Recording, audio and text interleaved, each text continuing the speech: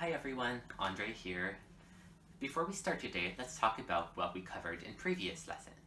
First, we talked about weathering and erosion. In weathering, rocks are broken apart into something called sediment, which is pebbles, mud, or sand. Erosion then takes place, in which the sediment is carried away and deposited someplace else. Next, we talked about plate tectonics, which shapes the entire landscape of the Earth. In plate tectonics, parts of the Earth crust move around, which reshapes the continent and the oceans.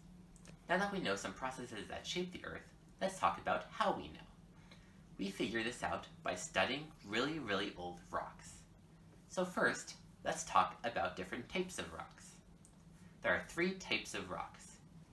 The first type of rocks are called igneous rocks. Igneous rocks are formed by volcanoes. When lava and magma comes to the surface, it cools and hardens, and this forms an igneous rock. So whenever you see an igneous rock, you can say that it formed near a volcanically active area. Next, there are sedimentary rocks. Sedimentary rocks are formed by erosion. Remember that erosion carries pieces of weathered rocks and deposits them somewhere. When they are put somewhere else, they cover the ground, and over time, more and more sediment piles on top of it. After a long period of time, this compresses and forms into solid rock.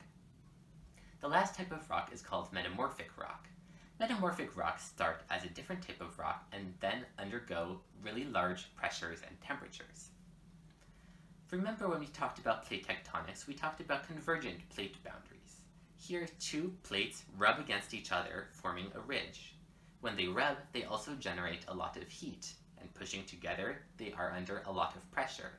This is a really common way for metamorphic rocks to form. Now suppose a life form lived a really long time ago. For example, this dinosaur. Suppose when the dinosaur dies, it is quickly buried by sediment carried there by erosion. Over time, more sediment will build on top and will form a sedimentary rock. Because the bones are squished inside the rock, they will become part of the rock itself. This is called a fossil. Now fossils tell us a lot about what the Earth was like when that rock formed. For one, it tells us what kind of life was around. If we see the remains of some type of life form, we know that was around when the rock was formed, even if it is today extinct. It also tells us about the environment. For example, if you see a lot of fish in the fossils, you can say that this rock formed underwater. If we see something with a lot of hair on it, like a woolly mammoth, we can say that this rock formed someplace where the Earth was a lot colder. If we see a lot of trees, we might be able to say that this rock formed in a tropical forest.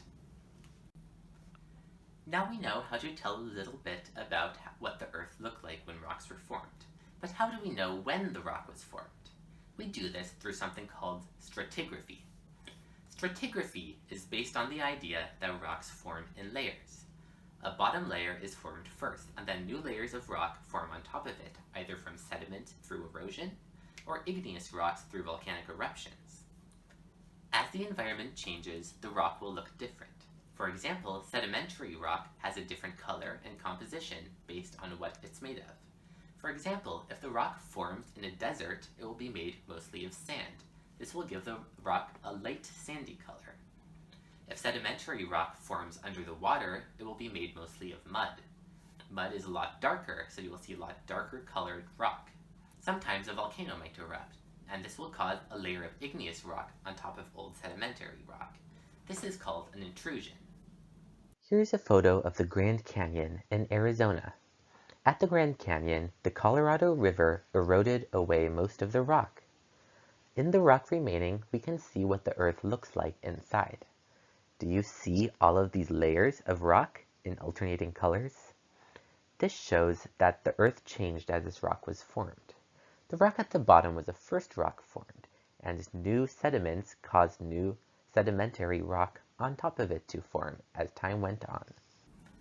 All these tools allow scientists to tell the history of the environment and life on the Earth. So now that we all know a little bit about stratigraphy, I have a little experiment for you. So this is going to be a really simple experiment.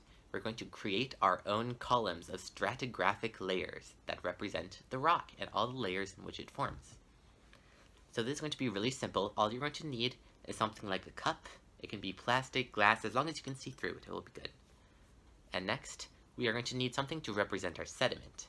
Now you can use dirt, gravel, or sand like real sediment, or you can use something else that has a sandy or coarse structure. I'm going to use some things from the kitchen, like flour, sugar, cocoa powder, just because I want to eat it later. So I'm going to make cookies after this. Look around your house, and let's all make a little stratigraphic column. This is going to be what we'll fill up to look like rock, and we're going to see a bunch of different layers inside, and we're going to learn a little bit about how stratigraphy helps us determine the age of rocks. Let's start with some flour. I'm just going to take about 1/3 of a cup of flour.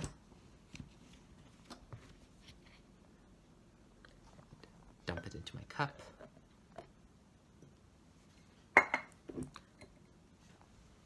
And there we have our first layer. So as you see, the first layer goes down to the bottom and it's going to stay on the bottom as the rest of the rock, sedimentary rock, forms on top of it. Now over time, the structure of the earth will change and the environment will change in which all these rocks form. So we're going to start seeing different colors of sediment building on top of this initial layer of flour. Pretend it's rock. So maybe next, it goes from being a really powdery dirt on the earth forming all the rocks to something a lot thicker and bigger. I'm going to use some oats. Just going to take some oats and sprinkle it in here. Now that we have our little layer of oats, maybe some bigger rocks are blown on top. Maybe there's a volcanic eruption and it blows lava all over the place and it all hardens down. We're going to represent that with our chocolate chips. Pour it into our stratigraphic column. There we go, 3 distinct layers inside our crust of the earth. Now maybe at this point, the environment changes again and we're back to flour. I'm going to put 1 more scoop of flour in there. Now we have that really dusty earth again.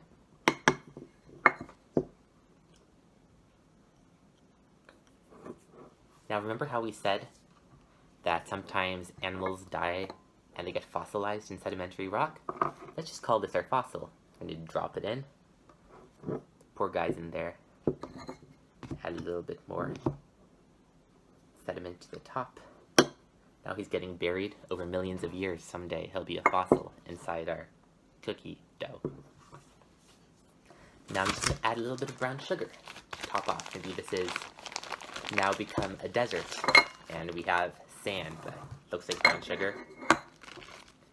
This goes at the top of our stratigraphic column, burying our fossil deeper and deeper. I'm going to push this down a little bit. Now in a real rock, then the weight of the rock will weigh down all of the sediment. That's part of how it hardens into hard rock after sitting there for a long time. Now on the top, I have some of this little sparkly stuff. Maybe this is a different type of rock. Maybe the land was flooded, and now there's a bunch of salt crystals that form on the rock. Empty that in there. Now you can see a little layer of purple sparkly stuff. Just another layer in our stratigraphic column. Now I'm going to top this out with a little bit more flour, just to complete our experiment. And there we have it. I am making a mess, but this is our little stratigraphic column. Okay, so now we have our stratigraphic column. We have a bunch of different layers, so we can say the Earth's environment was changing, and it creates a bunch of different kinds of sediment. We have a volcanic intrusion there, represented by our chocolate chips. That's from a volcanic eruption, putting down igneous rock. So now you know. We put down this layer of flour first, and it stays at the bottom of the column, and the top of the column is the last thing we put down, and that stays at the top. Now in rocks that form in real life, the oldest rock is at the bottom. So if you dig down, down, down, you're going to find older and older fossils and older rock. This is how scientists figure out the age of the Earth and how the environment has changed at each part of it. I made my rocks into cookies. So good. Would recommend.